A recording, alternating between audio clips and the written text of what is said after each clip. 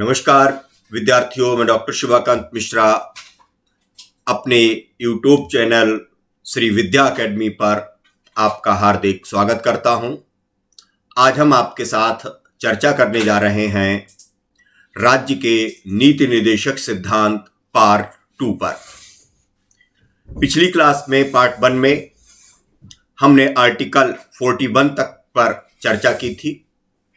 आज हम अनुच्छेद 42, 42 नीति निर्देशक सिद्धांतों से अपनी चर्चा को आगे बढ़ा रहे हैं।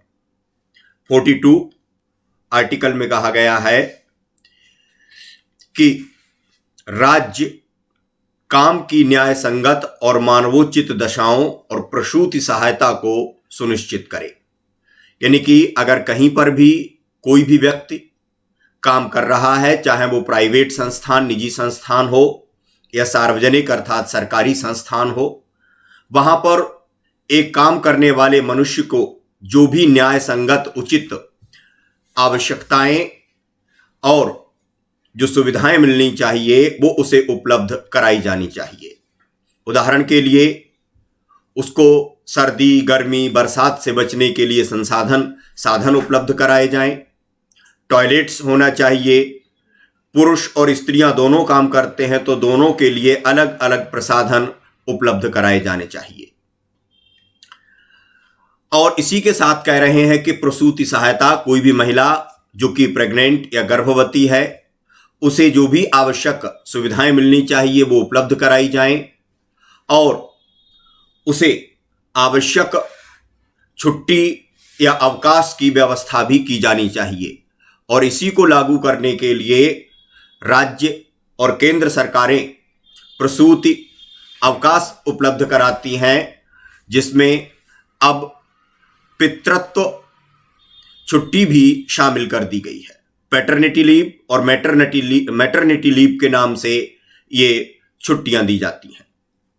43 कह रहा है कि राज्य कर्मकारों के लिए काम, निर्वाह मजदूरी, शिष्ट जीवन स्तर, उद्योगों के प्रबंध में कर्मकारों की भागीदारी तथा कुटीर उद्योगों के विकास का प्रयास करे। तो कर्मकारों के लिए काम यानी कि जो मेहनत या शारीरिक परिश्रम करने वाले लोग हैं उनके लिए काम, निर्वाह मजदूरी जिसको मिनिमम वेज कहा जाता है, न्यूनतम मजदूरी कितनी होनी चाहिए ये तय करे और न्यूनतम मजदूरी को तय करने में इस चीज को ध्यान में रखना चाहिए कि जितने में मनुष्य एक शिष्टता पूर्वक तरीके से जीवन यापन कर सके उतनी न्यूनतम मजदूरी होनी चाहिए। उद्योगों के प्रबंधन में कर्मकारों की भागीदारी, यानी कि जो कर्मचारी कार्मिक काम करते हैं उद्योग में उनकी भागीदारी होनी चाहिए उद्योग के प्रबंधन में। लेकिन ये भागीदारी किस क्षेत्र से संबंधित होनी चाहिए? ये भागीदारी जो होनी चाहिए ये उद्योग में काम करने वाले कार्मिकों या मजदूरों के अधिकार, उनके हितों, उनकी सुरक्षा, उनकी पेंशन, दुर्घटना आदि के समय उन्हें मिलने वाली क्षतिपूर्ति या मुआवजा के संबंध में उनकी भागीदारी होनी चाहिए। न कि ये कि उद्योग में क्या काम हो क्या नहीं हो इनमें नहीं, वरन मजदूरों के हितों और उनके अधिकारों के संबंध में उनकी भागीदारी होनी चाहिए। 43(1) कह रहा है कुटीर उद्योगों का विकास बेकारी, बुढ़ापा, बीमारी और अन्य अभाव की दशा में लोक सहायता पाने का अधिकार सुनिश्चित करे। यानी कि कुटीर उद्योग, कॉटेज इंडस्ट्रीज का विकास करे कौन? राज्य। बेरोजगारी के समय, बुढ़ापे के समय, बीमारी और अन्य ऐसी दशाएं जिसमें व्यक्ति को आर्थिक अभाव या आर्थिक समस्याएं उत्पन्न हो उस समय लोक सहायता या सरकार की तरफ से सहायता प्राप्त करने का अधिकार सुनिश्चित करे कौन? राज्य। यानी कि ये व्यक्ति का अधिकार हो और सरकार उसे देने के लिए बाध्य हो, लोक सहायता यानी कि सरकारी सहायता। 43(I) क्या कह रहा है? उद्योगों के प्रबंधन में कर्मचारियों की भागीदारी को सुनिश्चित करेगा। हमने आपको पहले भी बताया था पिछली क्लास में कि इसमें कई ऐसे विषय हैं या ऐसे निर्देश हैं जो कि दोहराए गए हैं, तो उद्योगों के प्रबंधन वाली बात को पुनः दोहरा दिया गया है। अब आते हैं आर्टिकल 44, जो कि भारतीय संविधान में एक ऐसा अनुच्छेद है जिसको लेकर के कई दशकों से विवाद चल रहा है। भारत के नागरिकों के लिए एक समान नागरिक संहिता या यूनिफॉर्म सिविल कोड या समान सिविल संहिता उपलब्ध कराने का प्रयत्न करेगा कौन? राज्य। अर्थात भारत में जो सिविल क्षेत्र के कानून है, नागरिक जो सिविल कोड ऑफ कंडक्ट हुआ करता है, वो अलग अलग है। हिंदुओं के लिए अलग है, मुसलमानों के लिए अलग है मुस्लिम पर्सनल लॉ, क्रिश्चियंस के लिए क्रिश्चियन पर्सनल लॉ या विशेष कानून है। इसी तरीके से हिंदुओं के लिए, जिसमें हिंदू, बौद्ध, जैन और सिख शामिल हैं, इनके लिए हिंदू विशेष कानून हुआ करते हैं। तो 44 में यह निर्देश दिया गया है राज्य को संविधान के द्वारा कि वो सभी नागरिकों के लिए एक समान नागरिक संहिता प्राप्त कराने का प्रयास करेगा, यानी कि विवाह, संपत्ति का उत्तराधिकार, परिवार संबंधी मामलों में जो अलग अलग कानून हैं, ये सारे कानून समाप्त करते हुए सबके लिए एक ही कानून उपलब्ध कराया जाए, ये कहा गया है। इसको लेकर के काफी विवाद होता रहता है ना। कुछ लोग कहते हैं कि मुसलमानों के जो नेता हुआ करते हैं, वो कहते हैं कि हम कुरान या इस्लामिक कानूनों के अनुसार चलेंगे, हम इनको नहीं मानेंगे। यद्यपि भारत में क्रिमिनल या आपराधिक कानून और रेवेन्यू लॉ जो हैं वो सबके लिए एक समान हैं, लेकिन नागरिक संहिताएं अलग अलग हैं। आर्टिकल 45 कह रहा है कि 6 वर्ष से कम आयु के बालकों के कल्याण के लिए प्रयास करेगा। इसे मैं बता दूं, एक संविधान संशोधन के द्वारा इसे संशोधित किया गया है 45 को। पहले यहां पर था कि 6 से 14 वर्ष तक की आयु के बालकों को निशुल्क और अनिवार्य शिक्षा उपलब्ध कराने के लिए राज्य प्रयत्न करेगा। उसको हटा करके यहां से आर्टिकल 21A अनुच्छेद 21A में शिक्षा के अधिकार के रूप में शामिल कर दिया गया है मूल अधिकारों में, जिसमें 6 से 14 वर्ष तक के आयु के बच्चों के लिए अनिवार्य और निशुल्क शिक्षा का प्रावधान मूल अधिकार बना दिया गया। और यहां पर 45 में हमारे राज्य ने एक नया दायित्व तो ले लिया है अपने ऊपर, और वो है 6 वर्ष से कम आयु के बालकों के कल्याण के लिए प्रयत्न करना। और इसके लिए बहुत सारे प्रयास राज्य के द्वारा किए जा रहे हैं। उदाहरण के लिए, राज्य के द्वारा जो समग्र टीकाकरण या वैक्सीनेशन कार्यक्रम चलता है, जिसमें बच्चों को वैक्सीन्स या टीके लगाए जाते हैं, उनकी माताओं को टीके लगाए जा रहे हैं। और इसी प्रकार से आंगनवाड़ी कार्यक्रम जो है वो इसी से संबंधित है। 46 दुर्बल वर्गों के शिक्षा तथा उनके अर्थ संबंधी हितों की अभिवृद्धि और उनकी सामाजिक अन्याय से सुरक्षा करना। कमजोर वर्गों की शैक्षिक हित और आर्थिक हितों का विकास करेगा, आर्थिक हितों की रक्षा करेगा और सामाजिक अन्याय से सुरक्षा। सामाजिक अन्याय से सुरक्षा का मतलब होता है जो अन्याय व्यक्ति के द्वारा नहीं, समाज के नियम, कानून, प्रथाओं और परंपराओं से हो, जैसे जातिगत अन्याय, लिंग भेद, ये क्या है? सामाजिक अन्याय हुआ करते हैं। तो दुर्बल वर्गों के साथ जो भी सामाजिक अन्याय अगर होते हैं, सोशल इंजस्टिस होते हैं, तो उनसे प्रोटेक्ट करना, उनसे रक्षा करना, ये राज्य का कर्तव्य होगा। 47 पर चलते हैं हम। 47 कह रहा है राज्य के नागरिकों के पोषाहार स्तर यानी कि न्यूट्रिशनल स्टेटस और जीवन स्तर को ऊंचा करने तथा लोक स्वास्थ्य को सुधारने का प्रयास करे। लिविंग स्टैंडर्ड, जीवन स्तर, जिसमें अच्छी शिक्षा, अच्छा स्वास्थ्य, अच्छा भोजन, रोजगार, आवास वगैरह शामिल है। पोषाहार, लोग निरोगी हों और किसी भी प्रकार की कुपोषण से ग्रसित न हो, इन सब चीजें। और लोक स्वास्थ्य को सुधारना यानी कि आम जनता के स्वास्थ्य का स्तर उन्नत करना, ये सब क्या होंगे? इनके लिए राज्य प्रयास करे।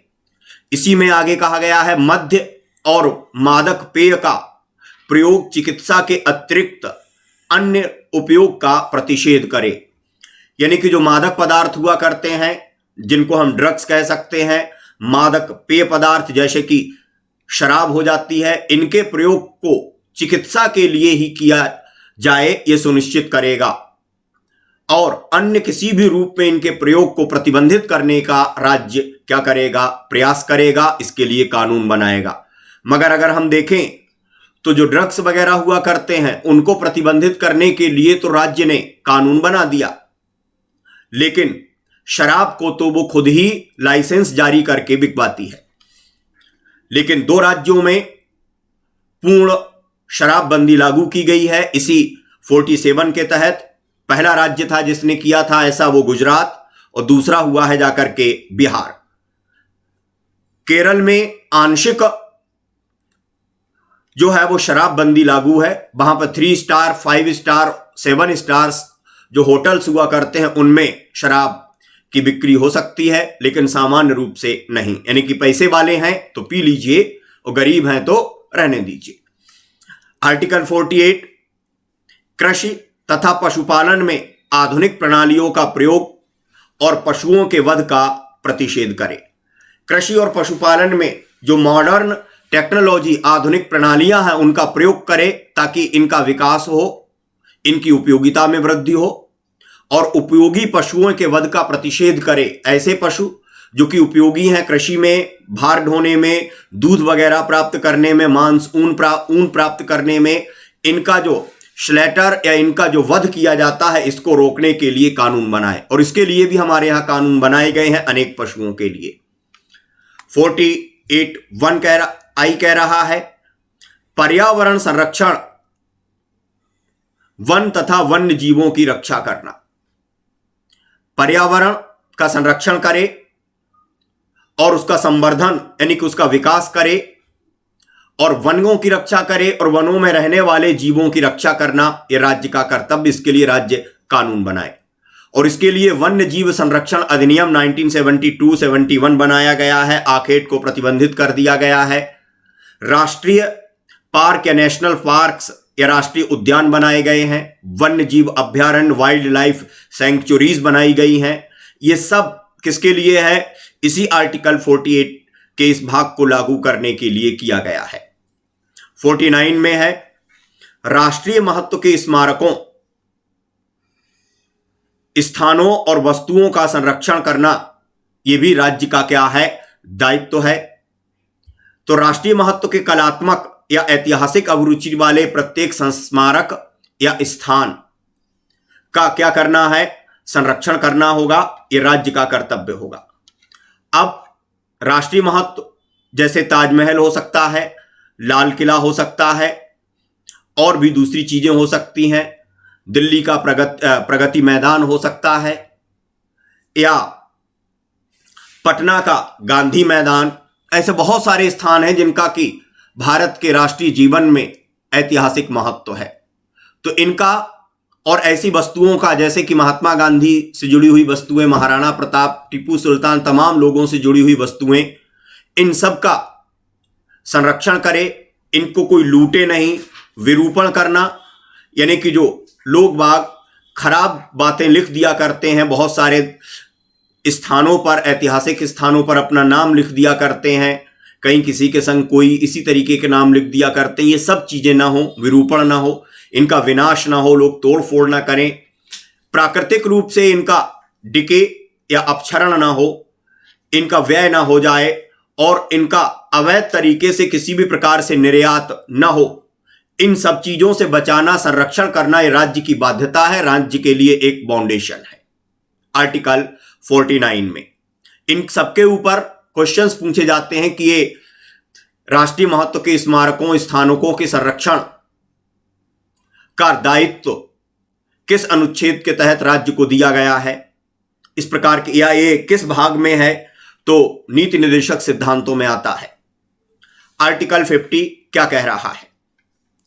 आर्टिकल 50 कह रहा है कार्यपालिका से न्यायपालिका का पृथक्करण, separation of executive from the judiciary.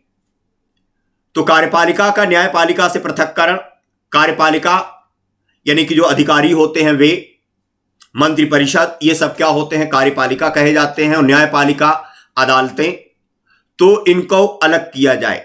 राज्य की लोक सेवाओं में न्यायपालिका से कार्यपालिका को पृथक करने के लिए राज्य कदम उठाएगा। यानी कि जो लोक सेवाएं हुआ करती हैं वहां पर कार्यपालिका, जुडिशरी एकदम सेपरेट होगी और न्यायपालिका अलग होगी। एक ही संस्था के पास न्यायपालिका और कार्यपालिका के दोनों के कार्य नहीं हो सकते हैं। शक्ति का विभाजन इनके बीच होना चाहिए, क्योंकि एक ही संस्था के पास अगर दोनों प्रकार की शक्तियां होंगी तो दुरुपयोग की संभावना बनती है। अगर कार्यपालिका कुछ गलत करेगी तो न्यायपालिका उसे रोक देगी, और अगर कार्यपालिका के उसी अधिकारी के पास न्यायिक शक्तियां भी हैं और कार्यपालिक शक्तियां भी हैं तो उसे सत्ता के दुरुपयोग से कौन रोकेगा? और इसलिए इनका पृथक्करण करने के लिए राज्य को कदम उठाना होंगे। यह आर्टिकल 50 में कहा जाता है। हम आ रहे हैं अंतिम अनुच्छेद, directive principles to the state policy पर। तो अंतरराष्ट्रीय नीति संबंधी ये सुझाव दिए गए हैं। अंतरराष्ट्रीय नीति में क्या है? भारत की अंतरराष्ट्रीय नीति क्या हो भारत के राज्य की, इसके बारे में हमारे संविधान ने कुछ निर्देश दिए हैं। पहला, अंतरराष्ट्रीय शांति तथा सुरक्षा की अभिवृद्धि का प्रयास, efforts for the international peace and security. राष्ट्रों के मध्य न्याय संगत तथा सम्मानपूर्ण संबंधों को बनाए रखने का प्रयास, है ना, जस्ट एंड ऑनरफुल रिलेशंस। कोई भी राष्ट्र एक शक्तिशाली या कमजोर जैसा भी हो, लेकिन सम्मान सबका होगा और सभी के बीच संबंध कैसे होंगे? समानता पर आधारित होने चाहिए। किसी भी तरीके से शोषण या ऊंच नीच पर आधारित अंतरराष्ट्रीय संबंध नहीं हो सकते, ये कहा गया है। तीसरा है 51(3), संगठित लोगों के एक दूसरे से व्यवहारों में अंतरराष्ट्रीय विधि और संधि बाध्यताओं के प्रति आदर बढ़ाने का और अंतरराष्ट्रीय विवादों को मध्यस्थता से निपटाने का प्रयास करेगा। संगठित लोगों के एक दूसरे से व्यवहार में अंतरराष्ट्रीय विधि और संधि बाध्यताओं के प्रति आदर होना चाहिए। संगठित लोग यानी कि जो लोग सरकार के माध्यम से काम कर रहे हैं, जो दूसरे अन्य संगठन एनजीओ वगैरह के माध्यम से काम करते हैं, इनके जब ये एक दूसरे से व्यवहार करें तो अंतरराष्ट्रीय जो संधियां होती हैं और जो अंतरराष्ट्रीय कानून हुआ करते हैं उनके अनुसार व्यवहार करें, अर्थात उनको सम्मान देते हुए एक दूसरे के साथ व्यवहार करें। किसी भी प्रकार से उनका उल्लंघन नहीं होना चाहिए। और लास्ट होता है 51(4), अंतरराष्ट्रीय विवादों को मध्यस्थता से निपटाने का प्रयास, efforts to settle the international dispute through the mediatorship. यानी कि दो व्यक्तियों के बीच यदि विवाद हो रहा है तो कोई तीसरा संगठन या कोई तीसरा राष्ट्र आकर के वहां पर क्या करे? मध्यस्थता करे और विवाद का समाधान करवाए। भारत ऐसे प्रयास करेगा। और इसीलिए हम कश्मीर मुद्दे को लेकर के यूएनओ चले गए और भी गए कई बार, और हमने अपने विवादों को मध्यस्थता से निपटाया। ये हो जाते हैं आर्टिकल। और जो हमने आपके साथ नीति निर्देशक सिद्धांत के पार्ट 1 को करते समय कुछ चीजों जो छूट गई थी, और हमने कहा था कि हम नीति निर्देशक सिद्धांत पार्ट 2 में बाकी चीजों की चर्चा करेंगे, तो हमने वो सारी की सारी चर्चाएं कर ली, आर्टिकल आपको समझा दिए। अब कुछ दूसरी चीजें हैं। नीति निर्देशक सिद्धांतों का महत्व क्या है, आलोचनाएं क्या हैं, और ये चूंकि न्यायालय से प्रवर्तनीय नहीं है, अर्थात नीति निर्देशक सिद्धांतों को लागू करना या न करना राज्य के विवेक पर, उसकी नैतिकता पर, उसकी इच्छा पर निर्भर है। तो क्या इन्हें न्यायालय से प्रवर्तनीय बनाया जाना चाहिए संविधान संशोधन के द्वारा, बाय द कॉन्स्टिट्यूशन अमेंडमेंट, या नहीं? पहले हम देखते हैं कि इनका महत्व क्या है। तो महत्व तो यह है कि ये हमारे राज्य को अपनी नीतियों को बनाने के लिए कुछ निर्देश देते हैं, और ये अपेक्षा की जाती है कि राज्य अपने कोई भी कानून बनाए या नीतियां बनाए या रेगुलेशंस बनाए, विनियम बनाए, उन सब में इन चीजों का ध्यान रखें। इनके अनुरूप नीतियां, नियम, विनियम और कानून बनाए जाएं। लेकिन इनके विरोध में नीतियां, कानून, विनियम आदि नहीं बनाए जा सकते। और इस प्रकार से भविष्य में राज्य की क्या नीतियां होना चाहिए, इसके लिए ये दिशा निर्देश का काम करते हैं। और इसी के साथ ये समाजवाद की स्थापना के लिए निर्देश दे रहे हैं, ये सामाजिक न्याय की स्थापना के लिए निर्देश दे रहे हैं, ये पंथ निरपेक्षता के लिए निर्देश दे रहे हैं, ये लोक कल्याणकारी राज्य की स्थापना के लिए राज्य को निर्देश दे रहे हैं। और यदि इनका पालन किया जाए तो भारत राज्य या भारत राष्ट्र निश्चित रूप से एक लोकतांत्रिक, सामाजिक न्याय प्रदान करने वाला और लोक कल्याण के लिए समर्पित राज्य बन सकता है। यदि इनका उल्लंघन होगा तो संविधान के लक्ष्यों को प्राप्त करना प्रायः असंभव हो जाएगा। आलोचनाएं क्या हैं? आलोचनाएं यह हैं कि एक आलोचना तो यही हो जाती है कि यह न्यायालय से प्रवर्तनीय नहीं है और ऐसे में अच्छी बातों को लिखने का कोई भी अर्थ नहीं रह जाता है। तो न्यायालय से प्रवर्तनीयता न होना एक समस्या है। और ऐसे में कितने अच्छे निर्देश हैं, अगर उन्हें लागू करना राज्य की मर्जी पर है तो विशेष महत्व तो नहीं रह जाता है। अगर राज्य बाध्य नहीं है तो अच्छी चीजों को लागू करवाने के लिए फिर क्या किया जा सकता है? दूसरा कि इनकी भाषा कुछ जटिल है, आम आदमी को आसानी से समझ में नहीं आते हैं। कई बार कुछ निर्देशों को दोहरा दिया गया है, जैसे हमने बताया कि कमजोर वर्गों के बारे में, महिलाओं के बारे में, या मजदूरों की भागीदारी औद्योगिक प्रबंधन में, ऐसे कई चीजों को बार बार दोहराया है। सबसे बड़ी आलोचना यही है कि न्यायालय से प्रवर्तनीय नहीं है। कई चीजों का अर्थ बहुत अधिक स्पष्ट नहीं है, अस्पष्ट सी बातें हो जाती हैं। तो इस स्थिति में भी एक समस्याजनक स्थिति निर्मित होती है कि आखिर को क्या किया जाना चाहिए। तो न्यायालय से तो ये कुछ आलोचनाएं हो जाती हैं। दूसरी चीज, एक विवाद का विषय है कि क्या न्यायालय से प्रवर्तनीय बनाया जाए।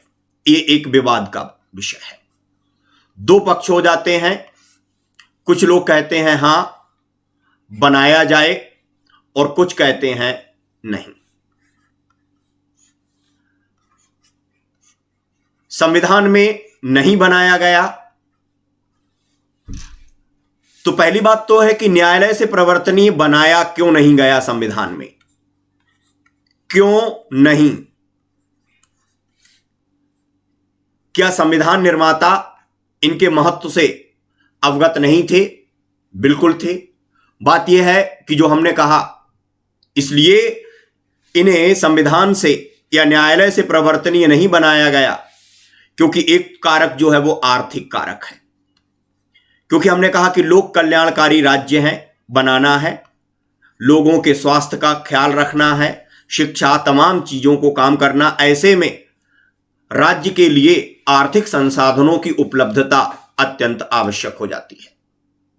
यदि न्यायालय से प्रवर्तनीय होंगे और कोई व्यक्ति न्यायालय में चला गया और न्यायालय ने निर्देश दे दिया सरकार को कि आप इनको लागू करें, और राज्य ने कहा कि मेरे पास आर्थिक संसाधन नहीं है, तो क्या होगा?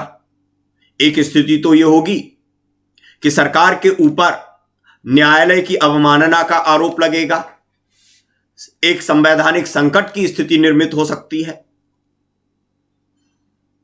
और दूसरा पक्ष जो है वो सामाजिक हो जाता है। कई ऐसे निर्देश हैं जो कि लोगों की सामाजिक मानसिकता, सामूहिक मानसिकता, कलेक्टिव माइंडसेट्स से जुड़े हुए हैं। जैसे कि समान नागरिक संहिता लोगों को तैयार करना पड़ेगा, क्योंकि जो सिविल कानून हैं उनके साथ धार्मिकता के तत्व भी शामिल हैं, और इसलिए आप बलपूर्वक किसी भी परिवर्तन को लोगों पर थोप नहीं सकते। उसके लिए एक उपयुक्त और सकारात्मक सामाजिक वातावरण का निर्माण करना जरूरी होता है। तो बहुत सारी चीजों के लिए सामाजिक वातावरण उपलब्ध नहीं था, सरकार के पास संसाधन नहीं थे, और ऐसे में हमारे संविधान निर्माताओं ने यह आवश्यक समझा कि आपके लिए ये निर्देश हैं और आपको इन नीतियों को, अपनी नीतियों में इन निर्देशों का पालन करना ही होगा। लेकिन आप ये ध्यान रखें, आप अपनी आर्थिक क्षमताओं की वृद्धि के साथ धीरे धीरे इनको आप लागू करते चलें, और इसी प्रकार से आप धीरे धीरे सामाजिक वातावरण निर्मित करके जो सामाजिक परिवर्तन से जुड़ी हुई चीजें हैं उनको भी आप क्या करेंगे, लागू करते चलेंगे।